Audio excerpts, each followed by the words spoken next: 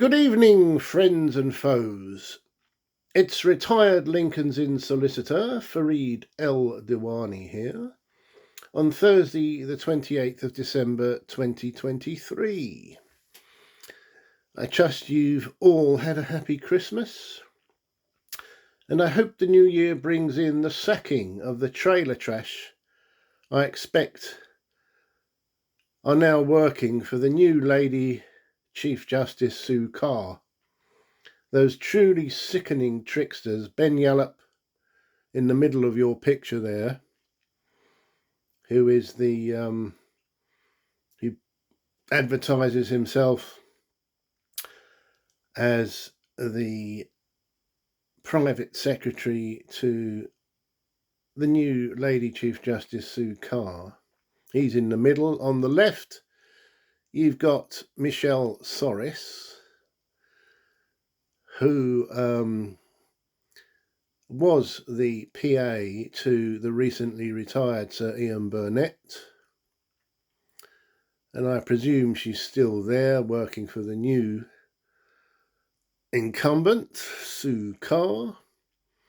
And on the right, you've got Alice Rose, who was Alice Gilbert and was given a ticking off by Detective Inspector Jones of the Metropolitan Police in 2021 for being in breach of Section 1 of the Malicious Communications Act 1988 regarding a ludicrous act of misconduct that she committed on me. More about that in a minute.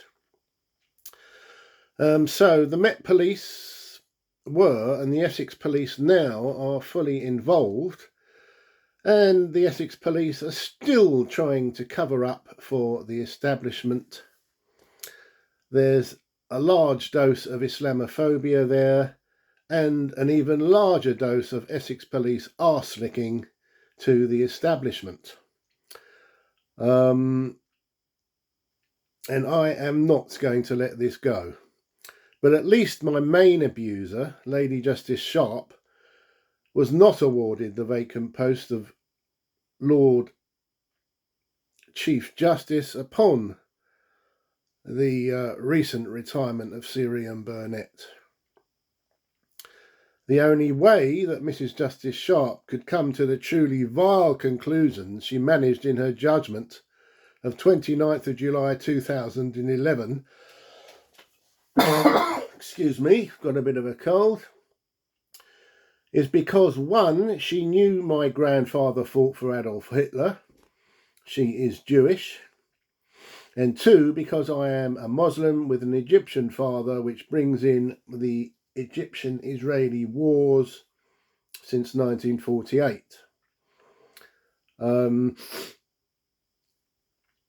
No one feels more sorry than me for what the Jews suffered in the Holocaust. But I'm afraid that's no excuse for Mrs. Justice Sharp to basically cheat and suppress the truth and evidence about a bent Norwegian police officer called Police Sergeant Torrell Sauter. The cover-up continues now thanks to the ludicrous judgment of Sir Geoffrey Voss. So-called judgment, I must say. There can be no other explanation for what Mrs. Sharp did. It's his bestial abuse and cover-up for Norway, and definitively Islamophobic. Lady Justice Sharp is unfit to be in public office. She ought to resign, just as her twin brother did last Christmas as chairman of the BBC. She refused to condemn me being told to go fuck Allah the camel. I'll repeat that. She refused to condemn me being told to go fuck Allah the camel, together with a dozen other similar insults, and fully supported my perverted opponent, as I've said, Police Sergeant Torrell Sauter.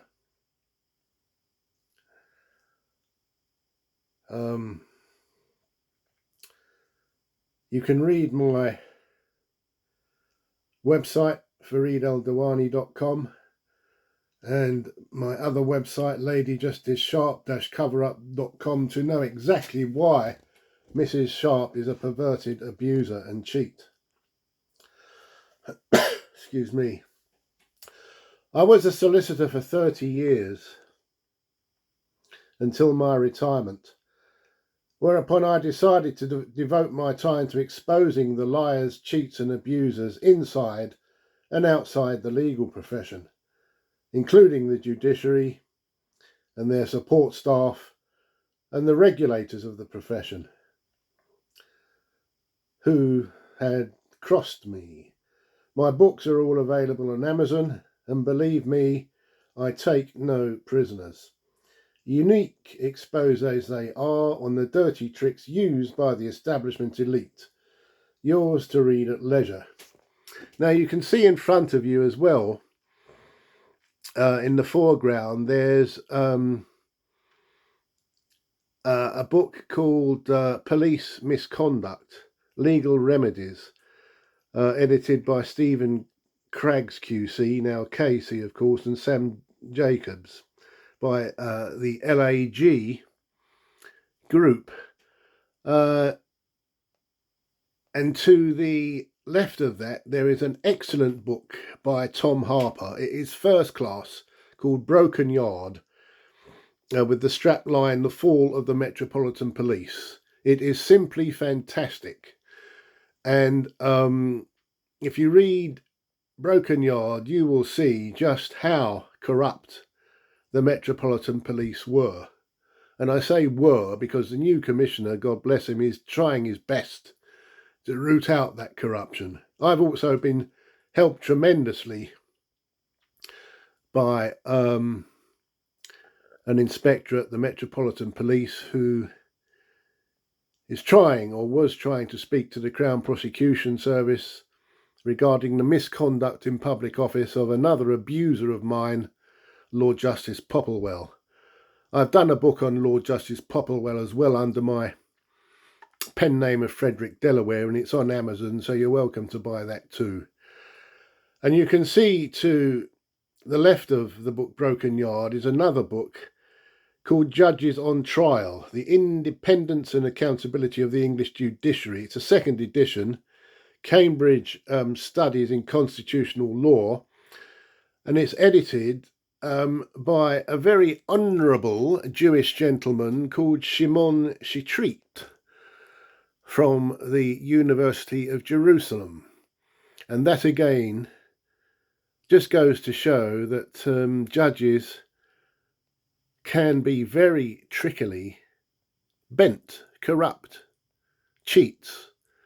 And if you read Shimon Shitrit's book, you will see the little tricks they get up to and usually get away with because they are fully protected by the Office for the Investigation of Judicial Complaints, who ruled regarding my complaint about Mrs. Justice Sharp in 2012 and Lord Justice Popplewell in 2023 that if they don't want to condemn me being told to go fuck Allah the camel, that my semen is only fit for a pig, that the Prophet Muhammad is a confused paedophile, etc., with many more, including someone telling me going to fuck your mother, she likes white man. The Office for the Investigation of Judicial Complaints said that Mrs. Justice Sharp, and again Lord Justice Popplewell, must be able to have the free will to decide how they manage a case, and that their case management is unimpeachable. Now, my former MP Eric Pickles, now Lord Pickles, and again Inspector Jeff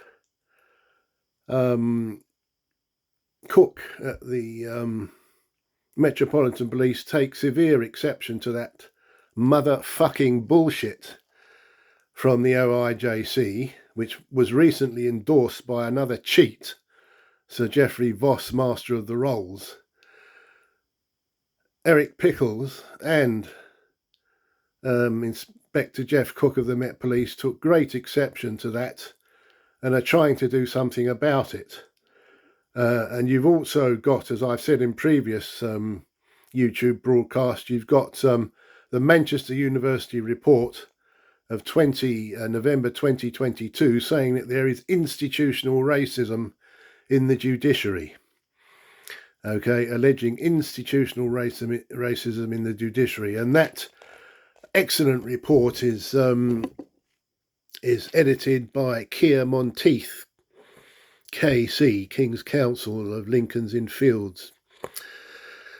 So there's a tide of resentment towards the judiciary, and obviously always will be against the police, because the police think they can take great liberties, and that's why miscarriages of justice take years to overcome, because of the reprobates sitting at the Court of Appeal, like Lord Justice Bean. Another complete Islamophobic bigot, and you can read my book on him too on Amazon under my birth name of Farid El-Dawani. So this is Christmas, and at Christmas the emphasis should of course be on Christ, Jesus Christ, albeit that no one knows the actual date or even month of his birth. He was a fearless messenger sent by God to mankind to remind us, teach us right from wrong. A man revered by the new Lady Chief Justice Sue Carr, who recently enjoyed singing in the Inner Temple Church. It was gratifying also to hear King Charles in his BBC Christmas Day broadcast say that, and I quote, "The words of Jesus seem more than ever relevant." The words of Jesus seem more than ever relevant, said King Charles. But unfortunately, Jesus is a man despised as a charlatan by the likes of Sir Geoffrey Voss, Master of the Rolls, Lord Justice Bean, Lady Justice Sharp, Mr. Justice Jay, and Mr. Justice Ben Nathan, judges who also reject my beloved Prophet Muhammad too, and who defeated with gusto my claim that Islamophobia in my High Court opponents had allowed serious injustice to befall me. You won't find any of these honourable members of the judiciary accompanying Lady Chief Justice Sue Carr to any church any time soon. Not until hell freezes over. All of these judges, save for Sue Carr, who I have not come before, have been remarkably clever in their Islamophobic treatment of me as a litigant. I hope they all suffer in hell on Judgment Day, along with Mrs. Justice May. You can read my book on her called The Charlatan, Mr. Justice Sweeting. Sorry also, Mr. Justice Sweeting, you got a nice kick up the arse from the Lord Chief Justice for your own misconduct this year. And Lord Justice Popplewell. They are all Pharisees, as described in Matthew chapter 28. That is Pharisees, and I will read out. It's Matthew chapter 23, verse 23 to begin with. "Woe unto you, scribes and Pharisees, hypocrites, for you pay tithe of mint and aniseed and cumin, and have neglected the weightier matters of the law, justice and mercy and faith.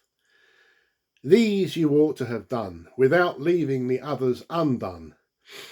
That is Matthew 23, verse 23, New King James Version. And again, Matthew 23, verses 27 and 28. "Woe unto you, scribes and Pharisees, hypocrites, for you are like whitewashed tombs, which indeed appear beautiful outwardly, but inside are full of dead men's bones and uncleanness. Even so you also outwardly appear righteous to men, but inside you are full of hypocrisy and lawlessness." Now this is excellent advice from Jesus, who I, as a Muslim, honour, respect and adore as a great messenger from the good Lord. And those verses apply to these hypocrites that I've just mentioned in the judiciary.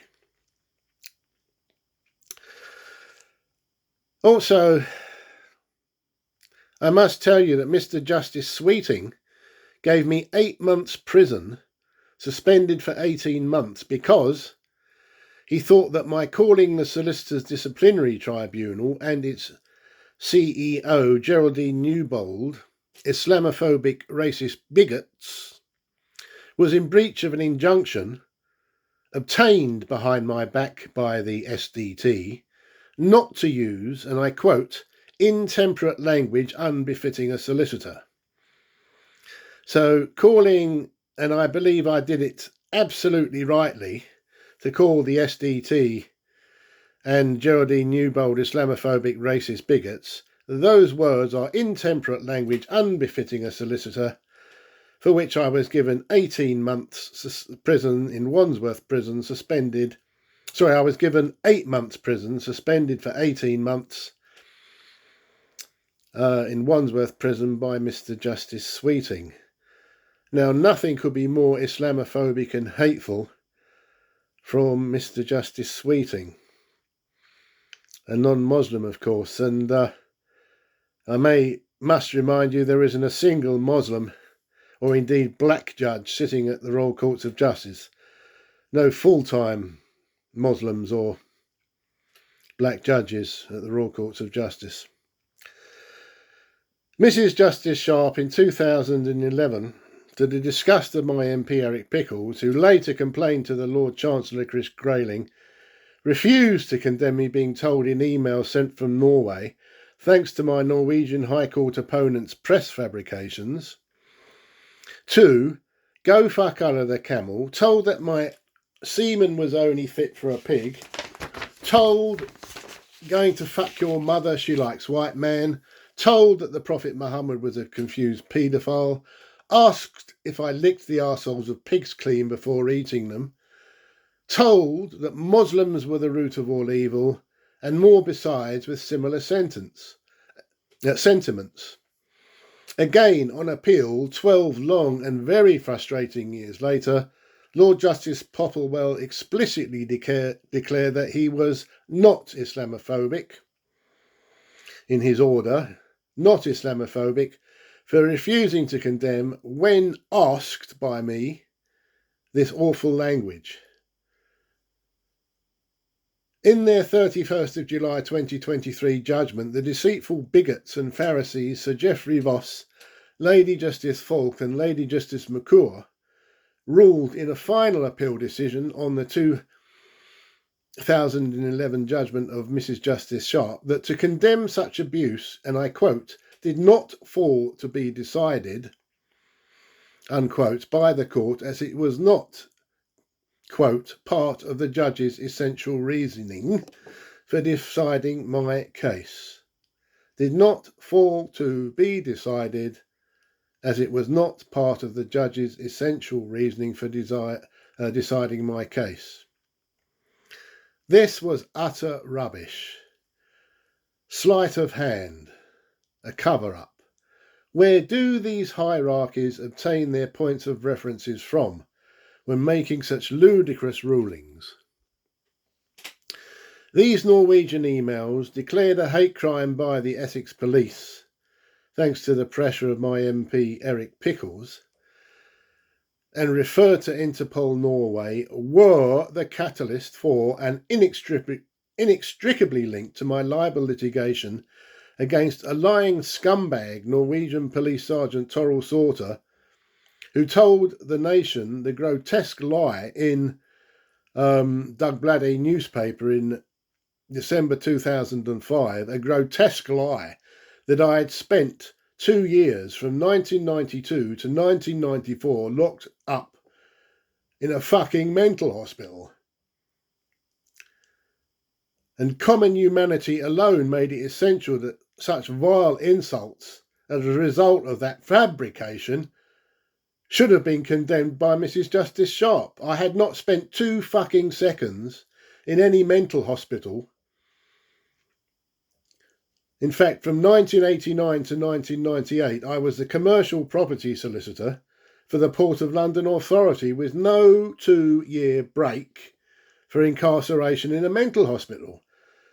That's why I sued as a result of other matters directly arising from it. But that cheat, Mrs. Justice Sharp, completely exonerates Police Sergeant Torrell Sauter and declares that I have been harassing her for calling her a liar, cheat and abuser. Well, Police Sergeant Torrell Sauter is a liar, cheat and abuser. Absolutely. And Mrs. Justice May too refused my application for Police Sergeant Torrell Sauter to be extradited for perjury in her witness statements, drawn up by those bastards at Charles Russell Speechlys and the scumbag David Hurst, barrister at 5 Raymond Buildings, whose head of chambers at the time in 2011 was who? Lord Justice Warby, who decided I was to be struck off the roll of solicitors. You know, it's all total bollocks. You know, it needs complete reform. The judicial conduct rules and the safeguards to stop judges trying it on with their motherfucking bullshit. So Geoffrey Ross told me to my face on the 27th of June 2023 at the Royal Court of Justice that he was bound by the 2000 case of Locabell Limited versus Bayfield Properties, which dealt with the complexities of when a Court of Appeal judge should recuse himself, that is to say, exempt himself, from looking at a case due to apparent or actual bias or a conflict of interest. The Court of Appeal in the year 2000 stated in the Locabell case that, and I quote, "We cannot conceive of circumstances in which an objection should be soundly based on the religion of the judge." It's an objection to the judge sitting on a case. And that, and I quote, "The fair-minded observer will appreciate that behind this is the fundamental obligation on judges to act with impartiality." Impartiality, my arse. Those same words from Locabell were used by Sir Geoffrey Voss and colleagues in their 31st of July 2023 judgment to defeat my renewed application that Lord Justice Popplewell, as a non-Muslim, he is in fact an Anglican Christian attached to that local church, I can't remember its name, in Fleet Street. Was it St Jude's Church? I don't know, but there's a church in Fleet Street that Lord Justice Popplewell was very much attached to. So I applied that to the court in yet another application that he should have recused himself from reassessing the 2011 Sharp judgment. But the point was, the religion of Lord Justice Popplewell, Christianity, regards the Prophet Muhammad as an impostor, a pretender. There was bound to be a degree of bias and prejudice from Lord Justice Popplewell, which was amply reinforced by his determination twice not to condemn me being told to go fuck out of the camel, and that the Prophet Muhammad was a confused paedophile, etc., etc. That is about as worse as it can be. And to not have the simple humanity to condemn that filth can only be an indication of bias, Islamophobia, and a wretched judge who's not fit to serve the public at the Royal Courts of Justice. Christians still honour the Crusaders of the 11th to 13th centuries who invaded Muslim lands in the Levant.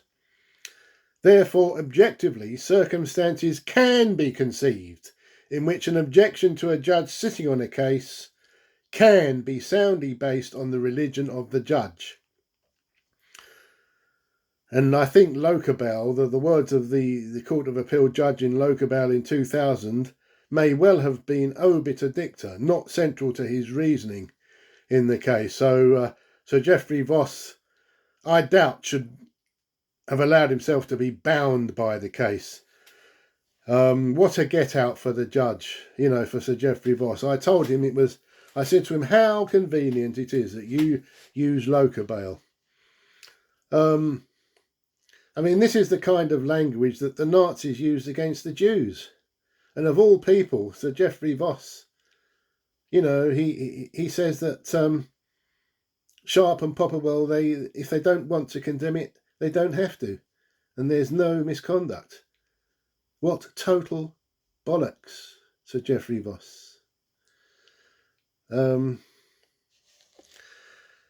Anyway, I thought my circumstances relating to my judicial Islamophobia point readily allowed for approval by Sir Geoffrey Voss at the Appeal Court of my objections to Lord Justice Popperwell having considered my initial appeal application a few months earlier, when in his order he refused explicitly to condemn those appalling, clearly Islamophobic hate emails, himself adding that he was not Islamophobic for refusing.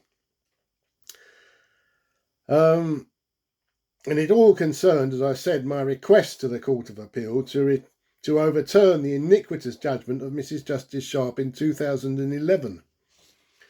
It had taken 12 long years for me to be able to stand before the Court of Appeal on this Sharp case. The attitude of the judiciary in general was clearly Islamophobic in nature, and when one realises that Mr. Justice Sweeting had given me 6 months prison in Wandsworth, suspended for 18 months, merely for calling the Solicitors Disciplinary Tribunal Islamophobic racist bigots, in breach of an injunction not to use intemperate language unbefitting a solicitor, you have all the evidence you need as proof that the judiciary are institutionally racist and Islamophobic. Mr. Justice Sweeting also declared that Lord Justice Popperwell was not biased against me, merely for, and I quote, refusing to make general comments condemning aspects of the evidence, which was the way Derek Sweeting, the judge, put it, to excuse Lord Justice Popperwell the need to condemn me being told to go fuck Allah the camel, and that Muslims are the root of all evil, that the Prophet Muhammad was a confused paedophile, and that my semen was only fit for a pig, etc., etc.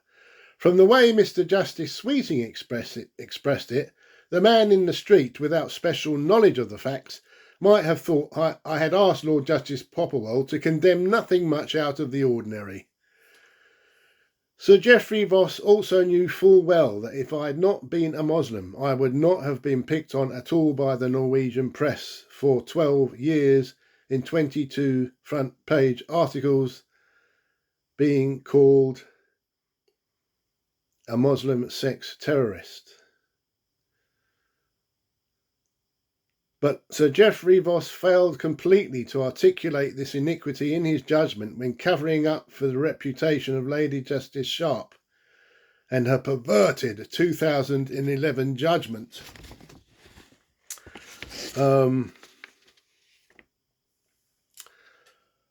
Let's have a look. Yes, her perverted 2011 judgment, and in turn, the British judiciary protecting our friends, the Kingdom of Norway.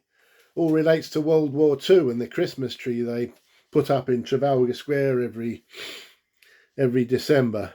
As I had not spent 2 seconds, let alone 2 years, in any mental hospital, as alleged by that perverted liar, Police Sergeant Torrell Sauter, to the whole country in 2005 in the bloody newspaper, I could hardly be clearly mentally unstable for calling Torrell Sauter on social media a liar, cheat and abuser. She was precisely that. Mrs. Justice Sharp ruled in 2011 that as the Norwegians had already themselves decided I was, quote, clearly mentally unstable on trumped up bullshit reasons from inbred trailer trash scum in Norway, I could not now relitigate here in the UK. It was res judicata, as they say. Can't relitigate on decided issues. But I was not relitigating. I had not gone to court in Norway in the first place regarding Toril Sauter's 11th of January 2006 Ica Blade newspaper comment, republished on the internet in 2010, that I was clearly mentally unstable. Sharp was a cheat. So is Sir Geoffrey Voss for covering up for his friend in his equally iniquitous Islamophobic judgment of 31st of July 2023. I hope he retires soon. He is a man with little integrity. Excuse me for a minute. Just have a drink. Got it? Nice mouthful of water there. My Norway litigation revolves solely around religion, my religion of Islam, and the fact that my 2011 High Court libel opponents were Norwegian Islamophobes par excellence. Norway was, of course, the land of Anders Breivik, a virulent Muslim hater, and because of that, a mass murderer on 22nd of July 2011 when he killed 77 people. From 1995 to 2006, Breivik certainly would have read the 21 articles on me when making the front pages of the Norwegian press, labelled an insane Muslim sex terrorist. Indeed, Breivik had an offshore Antiguan company called Brentwood Solutions Limited. I lived in Brentwood in Essex for 35 years. So go figure. Breivik certainly knew of me. And indeed he may have sent me one of the hate emails. The press stories were all based on the uncorroborated word of my ex-Norwegian girlfriend Heidi Schön, herself a registered mental patient with a rampant history of promiscuity. 21 men she had slept with by age 21. 2 abortions to the same boyfriend before I met her. And more besides. So she got in her revenge going to the press for my expose of her as an abuser determined to pervert the course of justice. For example, the Bergens Tidende newspaper of 24th of May 1995 labelled me Muslim 19 times in their one article in connection with my alleged insanity and alleged extreme erotic paranoia. Detective Constable Alex Malin of the Metropolitan Police in Belgravia told me in 2019 that if the British press had printed likewise, they would be prosecuted for incitement to religious hatred. But Sir Geoffrey Voss and that bitch, Mrs. Justice Sharp, in 2011, said nothing on the point. You know, the provocation. Same for Lord Justice Warby. Another nutter of a judge. Excuse me. The references in the Norwegian press to my being Muslim carried on for another decade in huge front page sex terror stories.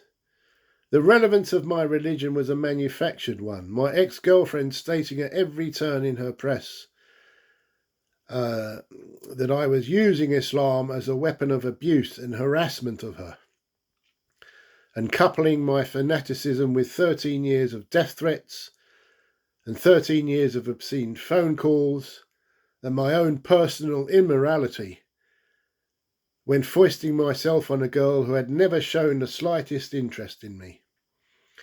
I was painted as a psychopath by Heidi Schön, a Muslim one, with the Norwegian press not even calling me up once before going to print to ask if the allegations were true.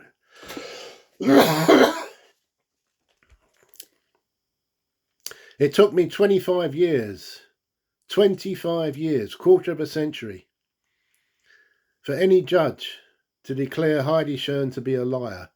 And that judge was Mr. Justice Saini, Pushpinder Saini, a Sikh judge, who, having read three 1995 newspaper articles, declared in paragraph 65 of his 2021 judgment that what Heidi Schön said in the press was, and I quote, far from the truth, unquote. I got many love letters from Heidi Schön, even one asking about marriage to me. And Mr. Justice Saini read them and declared the obvious, that I couldn't possibly have been all that Heidi Schön described in the press.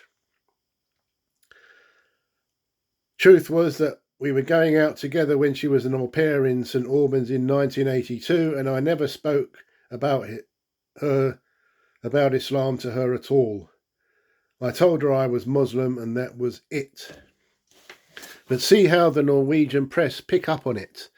And by God, they got their comeuppance when Breivik, who had a lot of supporters for his ideas, not his actions, his ideas in Norway, when Breivik blew up my sworn enemies, the building of the Ministry of Justice and the police, which contained those bastards, Verdens Gang newspaper, who did massive front pages on me, and also Ho Ho, the lawyer who acted for the Norwegian police ministry and instructed 5 Raymond buildings and Charles Russell Speechless.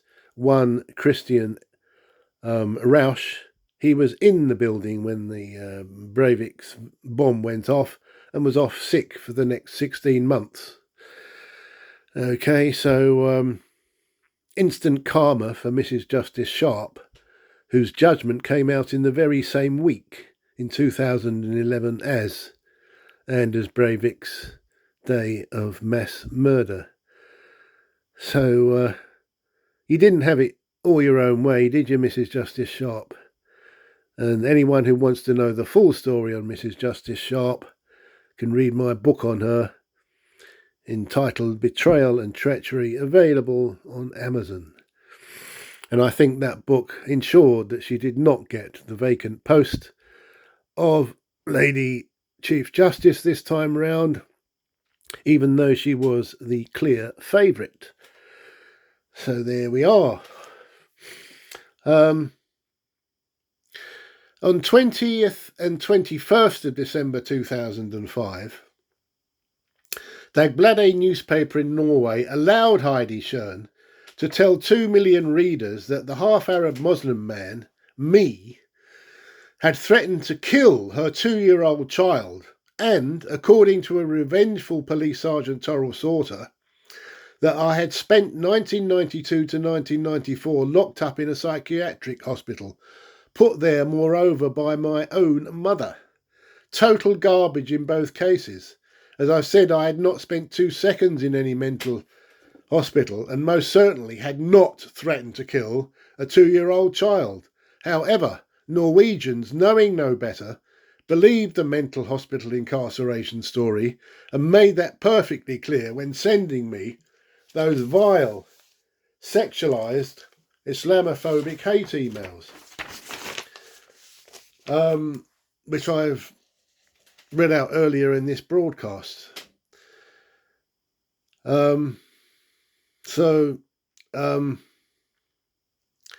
Mrs. Justice Sharp refused in 2011 to state the blindingly obvious about Heidi Schön, that she was a pathological liar, along with defendant Police Sergeant Toril Sauter, also a pathological liar.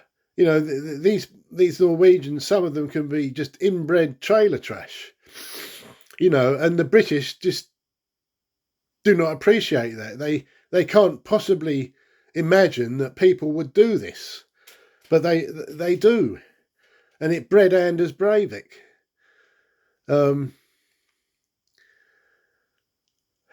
So, you know, the emails were unreservedly condemned too by Mr. Justice Saini. So it took 12 years for any judge to condemn that filth. 12 years. But even then, Mr. Justice Saini, who knew damn well that Heidi Schern caused those emails to be sent to me, he didn't reprimand Heidi Schern at all in his judgment. He said she was fragile. Fragile my arse.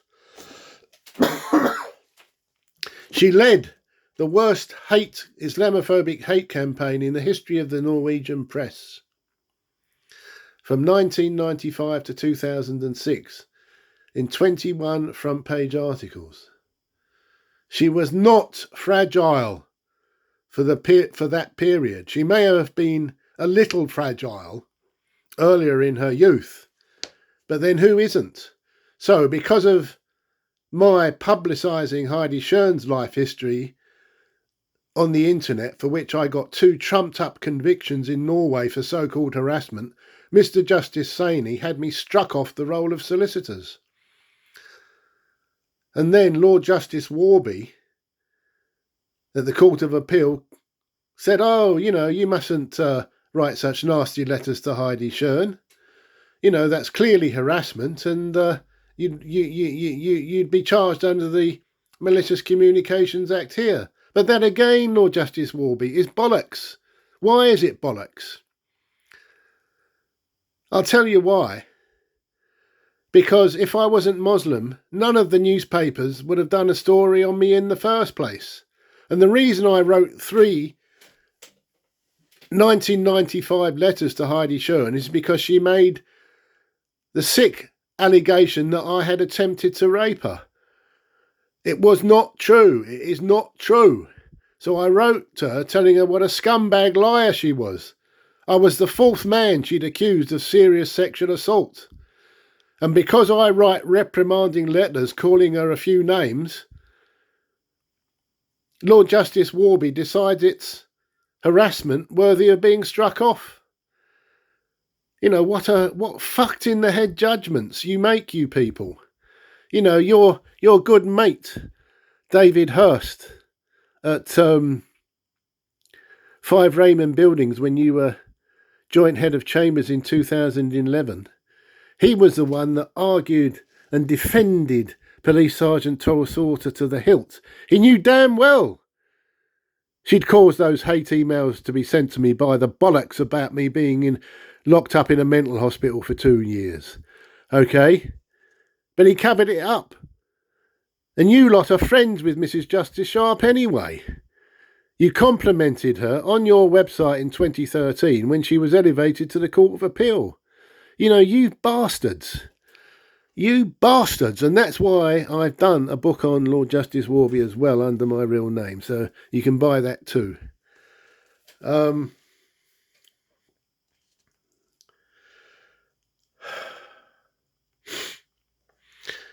Anyway, let's get back to the issue of religion and loca bail. Okay, Jews like Mrs. Justice Sharp and Sir Geoffrey Voss and Lord Justice Bean regard the Prophet Muhammad as an impostor. The same for Jesus, who Jews look upon as a total fraud who had betrayed the word of God.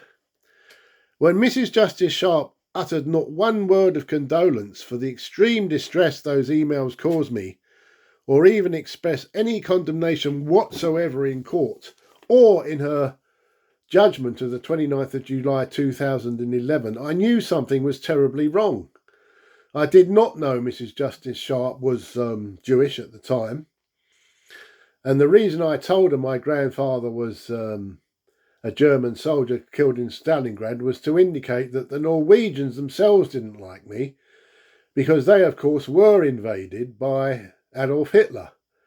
And the Norwegians didn't like me because of that, coupled with being a Muslim. So I was a Muslim Nazi, and believe me, the Norwegians did not like my background. Anyway, it was an unforgivable error of judgment by Mrs. Justice Sharp not to have the simple humanity to condemn that filth. You know, her sleight of hand is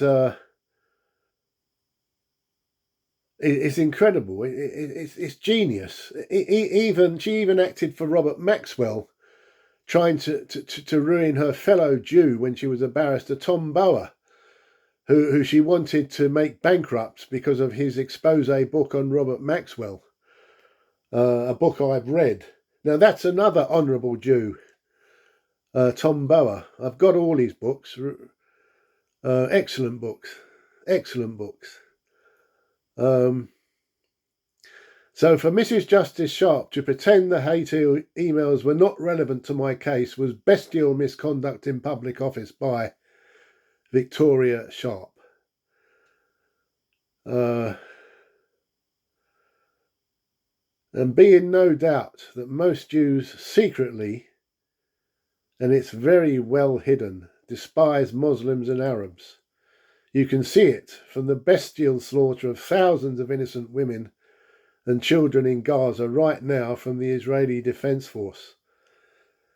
The killing will go on, crushing to death the innocent followers of the Prophet Muhammad on the grounds that there might be one or two Hamas fighters among them. Punishing these people, the Palestinians, for wanting their land back when it was European Christian anti-Semitism or anti-Jewishness which led in part to the Holocaust. That truly bestial Jewish suffering in the Holocaust at the behest of that madman Adolf Hitler is the single most reason today for Jews, and in particular Israeli Jews, believing that they have carte blanche to punish anyone in wildly revengeful ways when raising objections to their vile treatment of the Palestinians on the West Bank and Gaza. Everyone knows that Christians for centuries have been outraged that the Jews regard Jesus Christ as a scoundrel who had betrayed God. And so the Christians saw fit to punish the Jews for their intransigence. They couldn't understand why such a good, holy man sent from God in Jesus Christ was regarded as an imposter. And it all culminated in the Holocaust. Ironically, the Muslims in earlier times, with a few exceptions, protected the Jews in spite of their rejection of Jesus and the Prophet Muhammad. So I've said Lord Pickles in 2014 and the Met Police in 2022 thought such judicial refusals to condemn those hate emails was misconduct in public office. They support my quest for a change in the judicial conduct rules. It's all in my books, so help yourself on Amazon. And as I've said, no wonder the 2022 Manchester University racial bias and the Bench report alleged institutional racism in the judiciary. So many of them are out of touch, or to put it bluntly, completely fucked in the head and in need of a damn good spanking by the Ministry of Correction in Soho. Jesus, of course, said, and I quote, "Think not that I come to send peace on earth. I came not to bring peace, but a sword. For I have come to set man against his father, and a daughter against her mother, and a daughter-in-law against her mother-in-law, and one's foes will be members of one's own household." That's from Matthew chapter 10, verses 34 to 36. I like that. Jesus was a rebel, just like myself. The Court of Appeal expressed their firm distaste in their judgment for my books and my litigation. I am now persona non grata.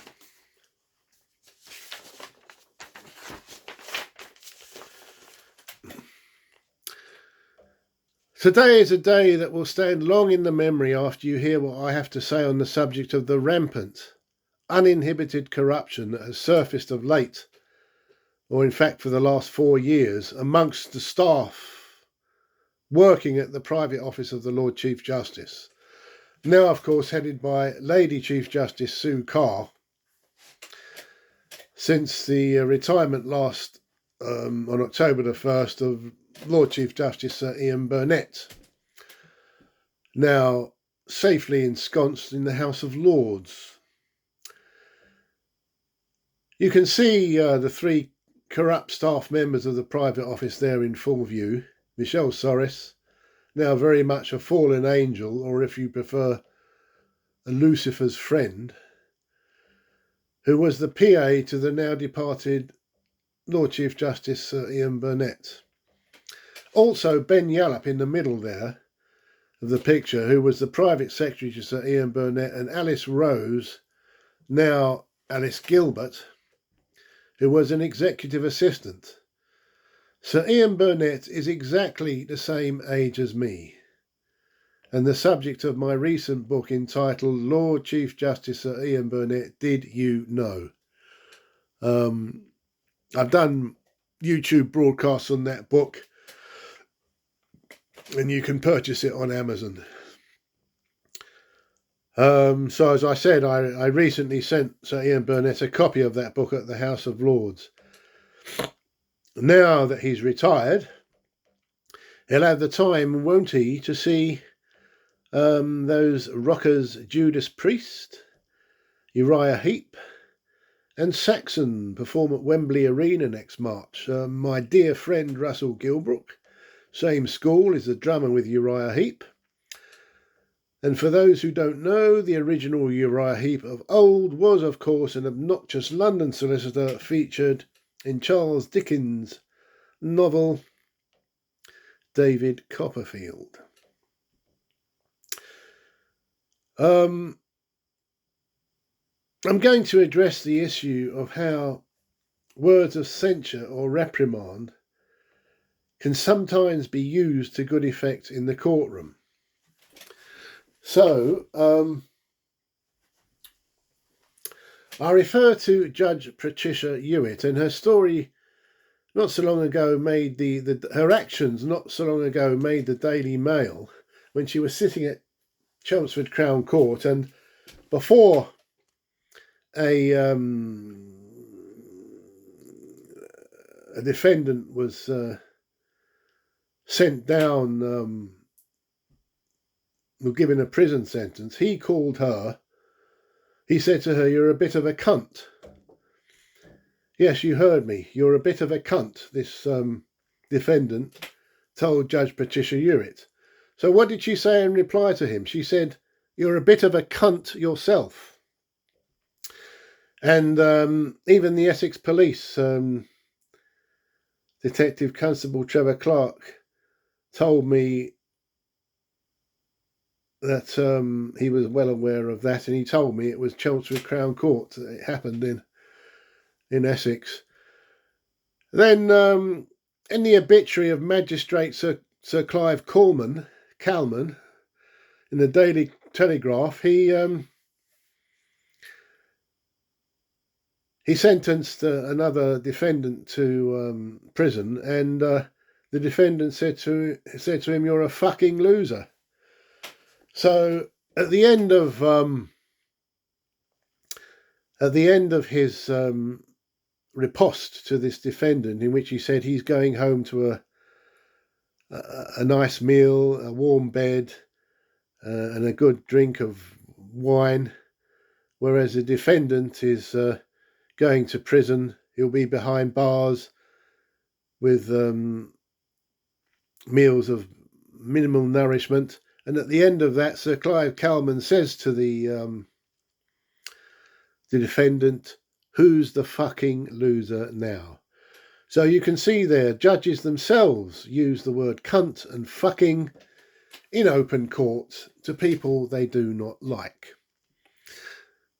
These stories simply go to show that when provoked sufficiently, a judge can use intemperate language unbefitting a member of the judiciary, which is the phrase employed by those on high sitting in judgment in cases such as these.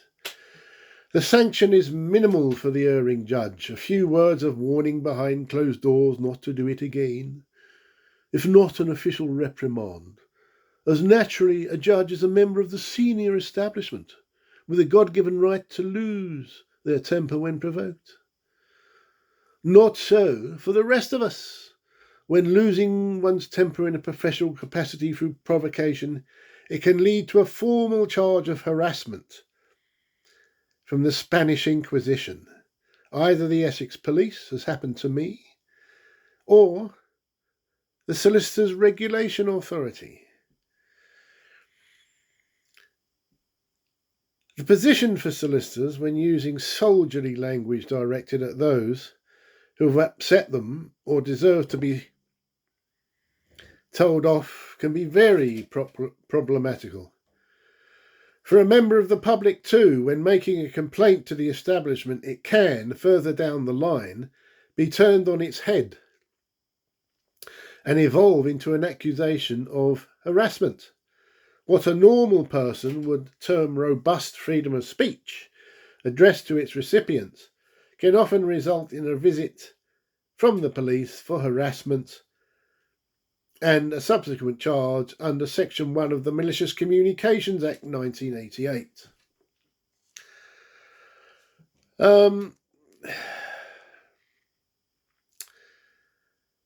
So I'm going to continue for just a little longer.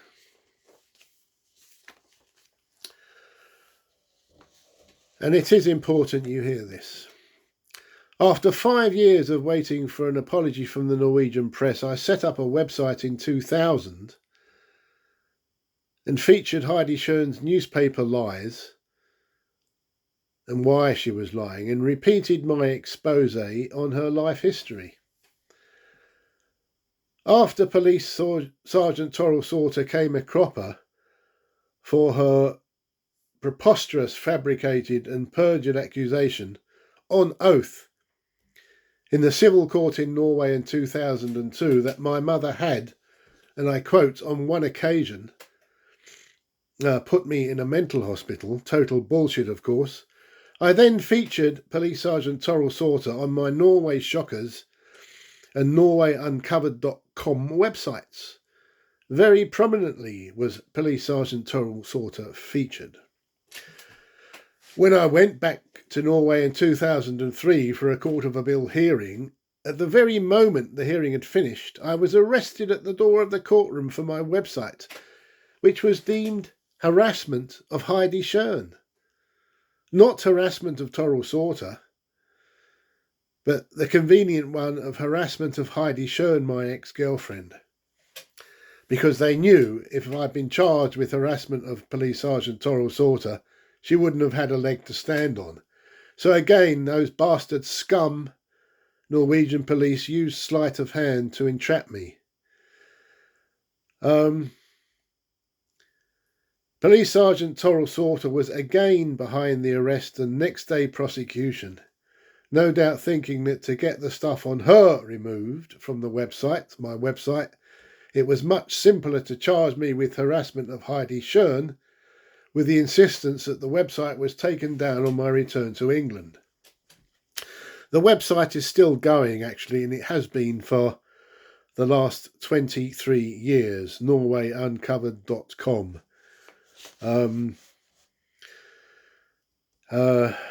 I was never going to take it down once I'd left Norway. Excuse me.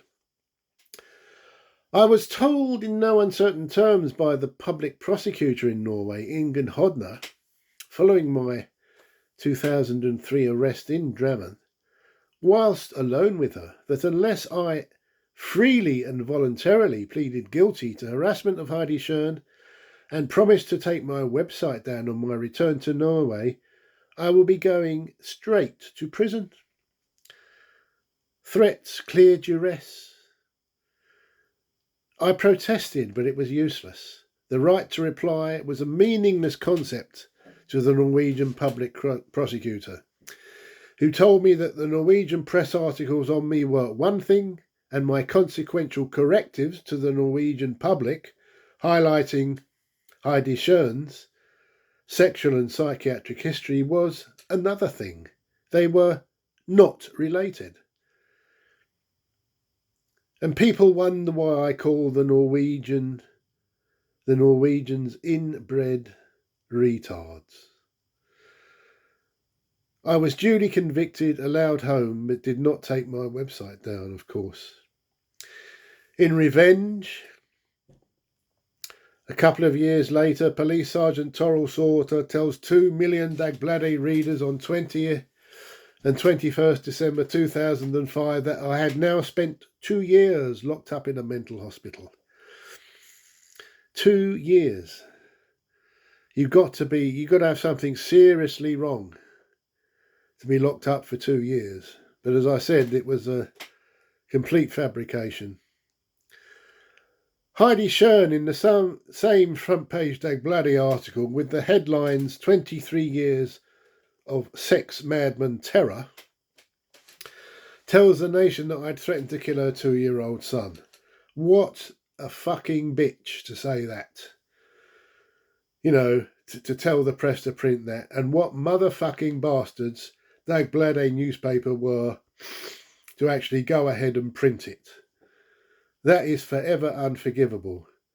And those bastards at the Court of Appeal, Warby and Voss, have me struck off the roll of solicitors simply for 2 convictions for my correctives on Heidi Schön. You are the most complete bastards on God's green earth. The newspaper Dagbladet labelled me half-Arab Muslim man 3 times.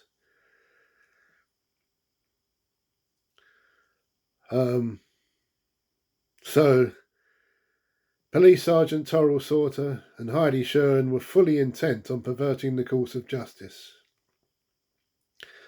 With the racist Islamophobic state of Norway behind them, they were unstoppable. Only Anders Breivik would put a stop to that Norwegian madness. The press shut up after that.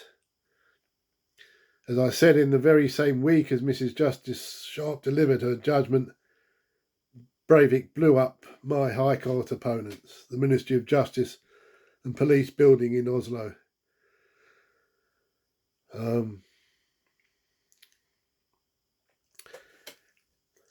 Everyone thought they got away with their abuse of me.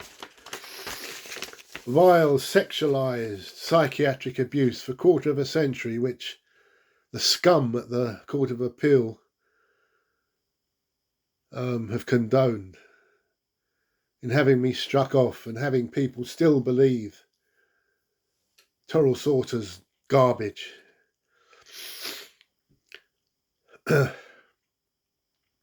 In Britain, the establishment elite and their coterie of civil servant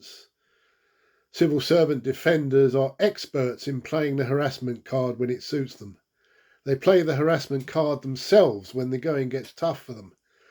When boxed into a corner, the establishment, when trying to cover up or cheat, resort to that fail-safe mechanism of telling you on issues you have raised with them, "We have nothing more to add," or "Please take independent legal advice." Or in my case, with the private office of the Lord Chief Justice, his staff just ignored my letters altogether and did not pass them on to the Lord Chief Justice or Lord Pickle's letters, which were within my own letters. So they couldn't even let the Lord Chief Justice, Sir Ian Burnett, decide for himself what to do with them. Even the Essex Police asked the staff at the Lord Chief Justice's office, "Why don't you give Mr. El Dawani's letters to Sir Ian Burnett to let him decide what to do with them?" and Detective Constable Trevor Clark at the Essex Police got no reply. That's how powerful these civil servants are. So, if one is ignored or brushed off with bullshit, that only leaves two options for the majority of the often impecunious complainants, which is those with no money or little money. Either bite one's tongue and give up, or reprimand the opposition in unparliamentary language for casting you into the wilderness. If one does have several £1,000s to spare to instruct a solicitor to litigate, you may well find it all goes down the drain with no redress obtained. Simple justice can cost thousands to obtain. Public bodies like the police and civil servants, working for ministries or working for the Lord Chief Justice, have teams of lawyers helping to defend their corner. And their delaying tactics are infamous. It can take years for justice to come about. For civil servants working for the Lord Chief Justice, their defenders come in the form of the government legal department, and they have a team of lawyers working in the same building as the Ministry of Justice. The police lawyers know exactly what to do to ensure, for example, that your claim for unlawful arrest and detention, or for judicial review of a police decision not to investigate a crime suffered by you, never gets off the ground. In the case of a claim for damages for unlawful arrest and detention, they just tell the judge at the county court that their police officer client had a reasonable suspicion that you may be guilty of an offence. Try overcoming that very low threshold. In the case of judicial review at the administrative court, when challenging a public body's decision for being irrational, the police lawyer will simply say that their client police officer's decision not to help you is rational. And 99 times out of 100, the judge will side with them, as the judiciary are loath to interfere with the administrative decisions of those who work at the coalface. The remedy of judicial review for the man in the street is invariably an illusion, a delusion, a mirage. The system is fixed wholly in favour of the establishment. I will cut to the chase with the staff members of the Lord Chief Justice, Sir Ian Burnett. Alice Rose, who apparently has left the Royal Court of Justice, thank God. Ben Yallop and Michelle Soris there in the picture. In 2014, my MP Eric Pickles tried to set up a meeting with the Lord Chancellor Chris Grayling to initiate a change in the judicial conduct rules, to make it an offence of misconduct for a judge to behave in such a way as to cause distress to a religious community, as Mrs. Justice Sharp had done with me when refusing to condemn those horrendous hate emails. Apart from her cheating over Police Sergeant Torrell Sauter, of course. After all, in 1994, the then Lord Chancellor wrote to the Lord Chief Justice saying exactly that it may amount to misconduct if a judge's behaviour upsets a religious community. The civil servant who drafted Chris Grayling's letter to Lord Pickles was having none of it. Eric Pickles was told that a judge had to be completely free to decide the issues as they saw fit. It was called case management. The judiciary were indeed still unimpeachable. Nothing had changed from 2012, when I complained to the Office for the Investigation of Judicial Complaints. Case management, which was what refusing to condemn me being told to go fuck out of the camel was, could never be misconduct, I was told. There was no misconduct, ruled the Office for the Investigation of Judicial Complaints. In 2019, I decided to try again. And on the 11th of October 2019, I wrote to the Lord Chief Justice Sir Ian Burnett at his private office at the Royal Courts of Justice.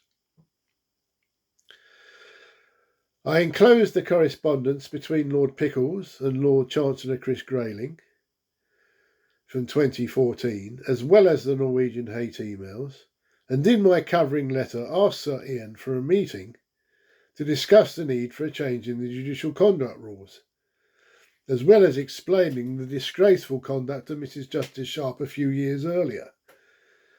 As I said, Sir Ian Burnett was exactly the same age as me. On the 25th of October 2019, I phoned the private office of the Lord Chief Justice simply to ask, with not a word more, and I repeat those words, with not a word more, if they had got my letter of the 11th of October. I was told by another woman in Sir Ian's office that it was probably Alice who was dealing with the letter, but she was away from her desk, and could I call back in 10 minutes? I did call back to be told that Alice was in a meeting at reception. Reception told me Alice was in a meeting and to call back later. In the early afternoon, I called once more to be told, not by someone in Sir Ian's office, but by a woman on the switchboard, that Alice was dealing with my letter and will reply.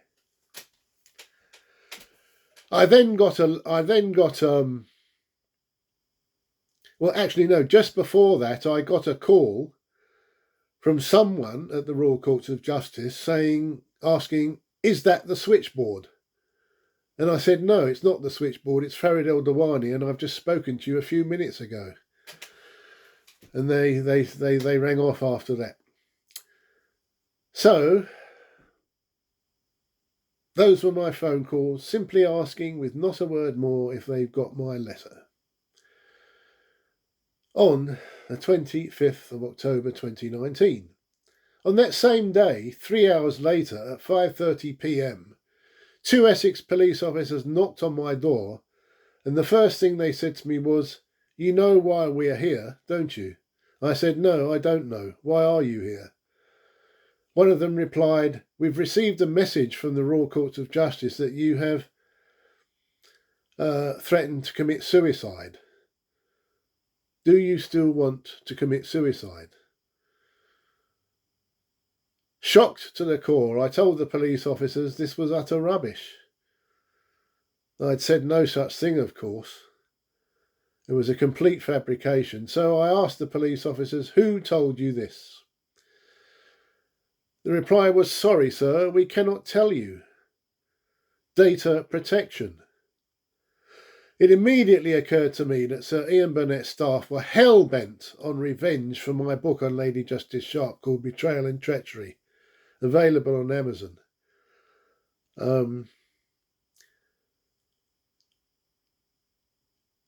But to go to these lengths, for the Royal Courts of Justice, the staff of Sir Ian, to go to these lengths, telling the Met Police in a 999 call these preposterous lies, just went to show the depths of depravity that infected these perverted civil servants.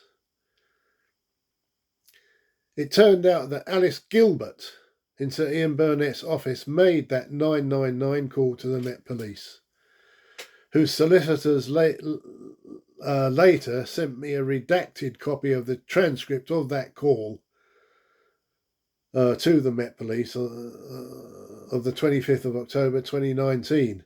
And that was only after I went to the High Court for a judicial review of the Met Police's decision not to prosecute Sir Ian's staff for wasting police time with their bullshit lies, saying that she was, with Alice Gilbert saying that she was, quote, concerned for my welfare after one of her colleagues told her that I that I had called that colleague threatening to commit suicide, and on your heads be it, unquote. The enormity of that informant's lie staggered me. I just could not believe such well-planned deceit could be undertaken by a member of staff working for the highest judge in the land. The next day I wrote to Sir Ian Burnett and my MP, Will Quince, who bottled it and refused to write to Sir Ian Burnett. You know, that was a scumbag thing to do by Will Quince. He's cost me years of misery. Years. So, on the 26th of October 2019, I wrote to Sir Ian Burnett asking him to explain this vile deception by his staff, an informant, in conjunction with Alice Gilbert. Sir Ian never answered that letter or the earlier one of 11th of October 2019, the reason being that his staff did not give him those letters or any of my subsequent chasers and emails over the next 4 years. His PA, Michelle Soris, told me this when I called Sir Ian's office in January 2020. Michelle Soris spoke to me in an incredibly patronising and demeaning way and put the phone down on me when I asked her who it was that had alleged I told them I will commit suicide. I will play that call now.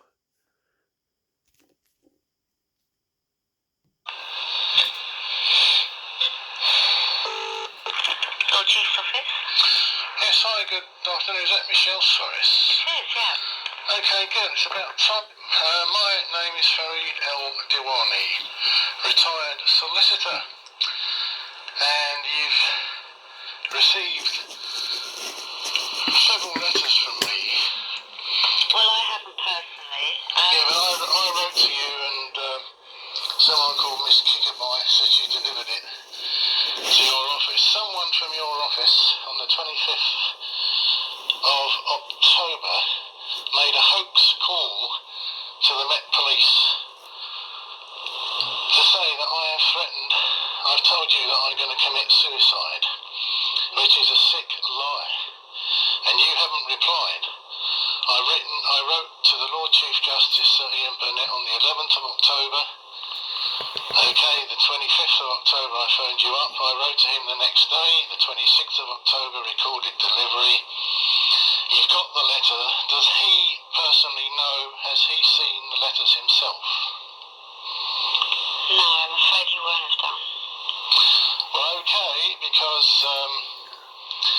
it's basically a criminal offence what someone in your office has done, and I want to know who made the report to the Met Police, please.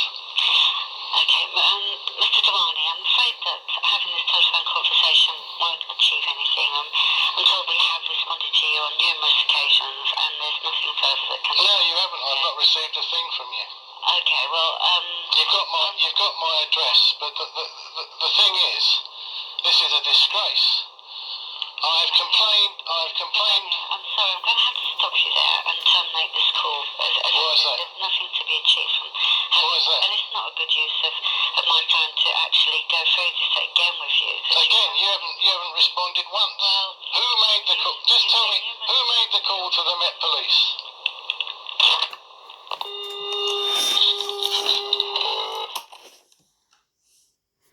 There we are. You can see that Michelle Soris, PA to Sir Ian Burnett in January 2020, refused to discuss my heartfelt complaint and extreme distress at the misconduct of the informant and Alice Gilbert when getting together to make a 999 call to the Met Police saying that I'd called in threatening to commit suicide. And the thing is that by the time the police came round to my front door in Essex, having been contacted by the Met Police. By the time they came round at 5:30, I might have been dead by then. Of course, it would never have arisen, that scenario, because I did not, in any shape or form, threaten to commit suicide. It was a total fabrication. But Alice Gilbert, when telling the police that she was concerned for my welfare, couldn't even be bothered to ring me back to persuade me not to commit suicide. In those cases, you do get one or two people phoning back immediately, don't you? Please, please, please don't do it. But so that just goes to show their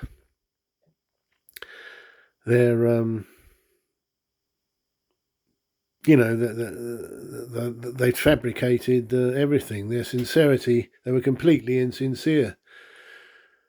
And I went round to Sir Ian Burnett when he was delivering a judgment in the Court of Appeal, and I gave the whole package whilst Sir Ian was, just before Sir Ian came in to deliver it, gave a whole package to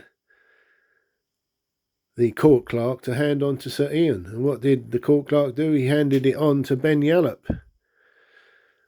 And Ben Yallop, of course, was part of the conspiracy not to let Sir Ian know anything. And he never handed it on to Sir Ian. So they kept Sir Ian completely in the dark. And, it's still carrying on. So I hope the new Lady Chief Justice Sue Carr can sack Michelle Soros and Ben Yallop. Anyway, even visits to the Royal Courts of Justice were met with Michelle Soros and Sir Ian Burnett's private secretary Ben Yallop refusing to come down to see me. After I complained to the Met Police, I simply could not understand why the Met Police did not interview and charge Alice Gilbert and her informant with wasting police time under Section 5.2 of the Criminal Law Act 1967, with their firm intent to pervert the course of justice. Once Alice Gilbert had been informed that her informant was a bloody liar, she should have called me up to apologise and let me speak to her informant. She did not. So much for her concern for my welfare, as I've said. I emailed many times Sir Ian's office with my reprimands and questions. Not one of them was even acknowledged. So I went for judicial review against the Met Police for failing to interview under caution Sir Ian's staff. This forced Detective Inspector Jones to do a review. But Waitmans, the Met Police's solicitors in Liverpool, deliberately failed to send Detective Inspector Jones my side of the story. If Detective Inspector Jones at the Met had known the background, he would not have been so easily duped by Alice Gilbert's superficial plausibility in her well-constructed, deceitful phone call, 999 phone call to the Met Police. My judicial review application was dismissed in 2021 by Mr. Justice Swift, a Southend Essex man, who ruled that the Met Police's reasons for not interviewing Sir Ian's staff, that they did not have the time to do so, were completely rational. There was therefore nothing for the court to investigate further. I mean, that's a brilliant get-out for the police every time, that they did not have the time to investigate the allegation of criminal misconduct, even for the staff of the highest judge in the land. It was a cover-up. Mr. Justice Swift refused to force the Metropolitan Police to disclose the name of Sir Ian Burnett's informant. Her real name had been redacted, that is, blacked out, by the Met Police's solicitors in the transcript of that 999 phone call. I asked Mr. Justice Swift in court to tell Sir Ian Burnett about this scandal. He did not, and I never heard back from him. I had asked the Master of the Rolls, the previous Master of the Rolls, Sir Terence Etherton, to hand my letter to Sir Ian Burnett. Sir Terence's private secretary, Andrew Caton, wrote to me to say Sir Terence did not want to get involved, unquote, but they would send my letter on to Sir Ian Burnett's office. I replied to Andrew Caton saying, you know perfectly well Sir Ian's staff will not give him my letter. Indeed, they did not. So I went for judicial review. After the case was over, Detective Inspector Jones called me to say that the Met Police would disappear up their own backsides, unquote, if they had to go to the trouble of investigating every one of the million or so complaints they received every year from members of the public. I replied saying that it was absolutely essential that the staff working for the highest judge in the land were seen to be above reproach and of unimpeachable integrity, which in my case they most certainly were not. A point Detective Inspector Jones readily accepted after I assured him that I had not called Sir Ian's office threatening to commit suicide. It made me look a lot like I was unstable, a bit of a nutter. It was simply disgraceful. It was more than disgraceful for Sir Ian's staff to do this. But they have the support of top civil servants at the Ministry of Justice. Detective Inspector Jones then reminded me that, in the end, he did record a crime against Alice Gilbert and her informant under Section 1 of the Malicious Communications 1988 for their hoax call. They were persons of interest. But so what? Detective Inspector Jones did not even bother to tell Sir Ian Burnett or even Alice Gilbert. I had to, and of course I was ignored. The whole saga was an establishment cover-up. I also very much doubted that by now Sir Ian Burnett still knew nothing about what was going on. Alice Gilbert eventually left her employment at the Royal Courts of Justice. It seems she got married and became Alice Rose. Yeah. But get this, as if that gross misconduct by Sir Ian's staff was not bad enough, they tried again to pervert the course of justice when Michelle Soris informed Ben Yallop, Sir Ian's private secretary, in August 2021 that I had, and I quote, turned up, unquote, at the homes of both Sir Ian Burnett and Lady Justice Sharp. These were grotesque fabrications, unbelievable lies, but it all formed part of the Essex Police's Operation Fagin against me.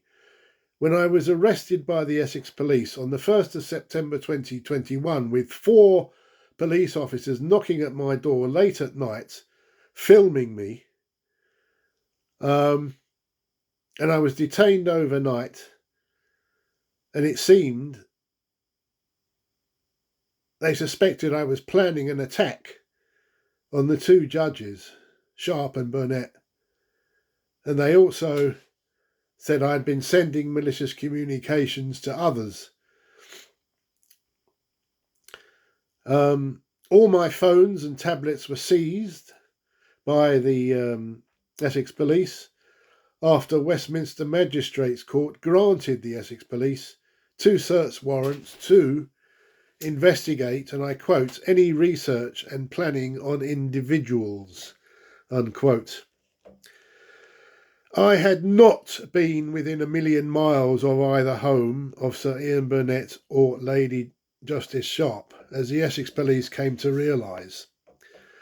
But at no time did the Essex Police ask Michelle Sorris where she got her information from that I had turned up outside the homes of Sir Ian Burnett and Lady Justice Sharp.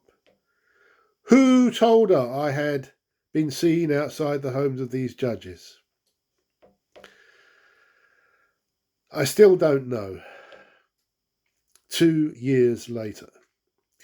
2 years later, I still don't know, because Alice Rose's witness statement and Ben Yallop's witness statement have had the name of that informant, of Michelle Sorris, redacted. I actually think it may well have been, I think the informant may well have been Michelle Sorris, but I'm not sure. In any case, there's a massive conspiracy going ahead, approved by the top civil servants at the Ministry of Justice. I was also charged with 6 counts of sending out malicious communications on this Norway saga, and was scheduled to appear at my local magistrates' court on the 8th of March 2021. But after I wrote to the Crown Prosecution Service telling them that my communications to the 6 complainants were not intended to upset or harass them, but simply to reprimand them for their own misconduct and lack of care, the CPS, that's the Crown Prosecution Service, dropped all the charges. It took over 2 years from the date of my arrest before the Essex Police solicitor at the law firm of DAC Beechcroft in the City of London sent me the witness statements of the 6 complainants. All matters were directly connected to my Norway matter. And of course, using the word fuck was regarded as harassment. You know, it's funny, isn't it? You know, when their backs are to the wall, oh, he's used the word fuck. You know, it's harassment. 2 of those witness statements came from members of Sir Ian Burnett's staff. One from Alice Rose, formerly Alice Gilbert, who now, 2 years later, brazenly repeated her false 2019 story that I had called her colleague threatening to commit suicide. She knew full well by then that I had written in to Sir Ian Burnett telling him that Alice Rose's informant's allegation was a complete pack of lies, a total fabrication. The other witness statement was from Ben Yallop, in which he inserted Michelle Sorris's advice to him that I had, quote, turned up outside the homes of Sir Ian Burnett. I was astounded that the Essex Police did not interview under caution Michelle Sorris or Ben Yallop for their joint enterprise in misleading the Essex Police with information that was wholly false and certainly intended to pervert the course of justice. It led to my arrest. I had not been within a million miles of these judges' homes. And who could possibly have seen me at these homes? It could only have been Victoria Sharp, the judge. It could only have been Sir Ian Burnett himself. That is why they surely know now. They surely know. Again, I went for judicial review at the Royal Courts of Justice, asking the Administrative Court to pronounce on the irrational failure of the Essex Police to interview under caution Michelle Sorris and Ben Yallop and their informant, so as to realise that someone was lying big time as to my being seen outside the homes of Sir Ian Burnett and Lady Justice Sharp. The Essex Police sidestepped the crucial element of the role of the informant of Michelle Sorris and argued that all Ben Yallop had done in his witness statement was to pass on information related to him by Michelle Sorris that I'd been seen outside the judges' homes, which information was not an offence. Ben Yellop had done nothing wrong. I argued that it was wholly unnatural and negligent for Ben Yallop not to inquire of Michelle Soris, his colleague in the same fucking room at the Royal Courts of Justice, as to how on earth she knew I had turned up outside the judges' homes and on what evidence Michelle Soris was relying on to say this. Anyone in the position of Ben Yallop, exercising due diligence, he had an obligation to exercise due diligence given he was working for the highest judge in the land and the seriousness of the allegations, would have been obliged to obtain corroborating evidence for my being seen outside the judges' homes. Was there any CCTV? Who saw me? When? What time? What was I wearing? Nothing came from them or the Essex Police because it was a load of fucking bollocks. Mr. Justice Paul at the Administrative Court ruled that not only was I too late when applying for judicial review of Detective Constable Trevor Clark's decision not to interview these people, because my repeated requests were not continuing requests and continuing refusals, but Mr. Justice Paul took my first request and the first refusal as the end of the matter, and I should have put in my application to the Administrative Court after that first request and refusal. You know, that is shit in itself. I never got a reason from Detective Constable Trevor Clark at Essex Police as to why he could not see fit to interview Ben Yallop and Michelle Soris, and indeed Alice Rose. He got their witness statements. I never got a reason from Detective Constable Trevor Clark, so I continued to ask him to interview these people under caution, and he continued not just to refuse, but saying nothing. That's not good enough. It's a cover-up. On top of that, the role of the informant of Michelle Soris was completely ignored by Mr. Justice Paul, another judge with no integrity. My application was dismissed and costs were awarded against me. In short, another cover-up. That's it. End of my broadcast. And a wholly depressing night after Tottenham Hotspur have lost 4-2 at Brighton. So there we are. Cheerio and good night.